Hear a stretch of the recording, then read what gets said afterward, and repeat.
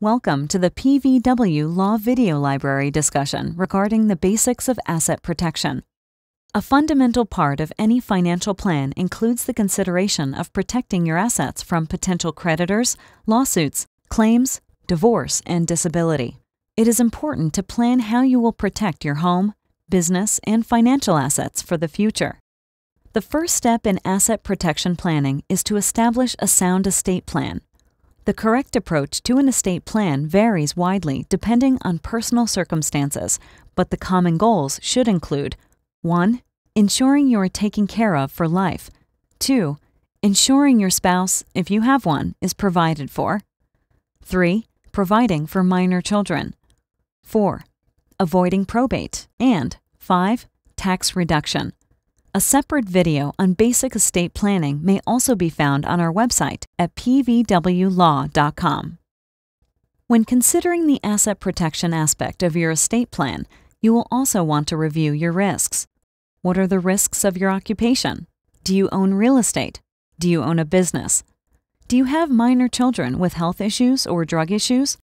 Do you have a swimming pool in your backyard? Do you race cars on weekends? Do you blog in your spare time and express opinions about people or businesses? After identifying your risks, review your insurance and consider the coverage for each risk. It is not unusual for clients to find out that something is not covered or is undercovered only after the claim arises. For example, we find that many business clients are underinsured with respect to employee theft. One asset protection planning strategy is the use of a limited liability company or limited partnership for ownership of assets. Each is a separate entity for liability purposes. A limited liability company does not protect you personally from all types of liability. Some liabilities are personal in nature regardless of the use of a limited liability entity. For those with personal liability exposure, other or additional asset protection strategies should be considered.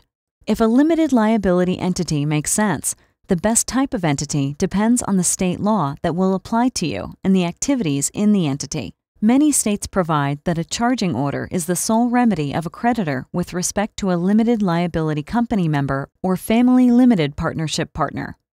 That is, the creditor can satisfy judgments only from distributions to a partner, but not from partnership property. Some recent cases are challenging charging orders as the sole remedy. It is important to consider the current status of state law in making entity decisions. You may also want to consider the use of a trust to protect your assets. There are several different types of trusts that are used in asset protection planning. The trust types are covered in more detail in the other videos and articles at pvwlaw.com. A limited number of states have laws providing specifically for asset protection trusts. Depending on the type of trust that is used in your asset protection plan, you can limit the amount available to beneficiaries. Limiting the amount available to beneficiaries limits the amount available to claims against the assets of the trust. Assets can also be protected through the use of a spendthrift provision, which prevents the beneficiary from selling or transferring the beneficiary's interest in the trust. An offshore asset protection trust can take advantage of the practical and psychological barriers of dealing with a foreign country. It is important to establish an asset protection plan before a claim is made against you. If you are at fault in an accident today and you begin transferring assets tomorrow, you are too late. Fraudulent transfer rules prevent making transfers to avoid creditors. In most states, including Nebraska, the exposure for a claim runs back to the day the incident occurred rather than the date the claim was made. If you would like to consult with one of our estate planning attorneys, you may complete the estate planning intake form on the Client Tools section of our website or email us from the Contact Us tab on our website at pvwlaw.com.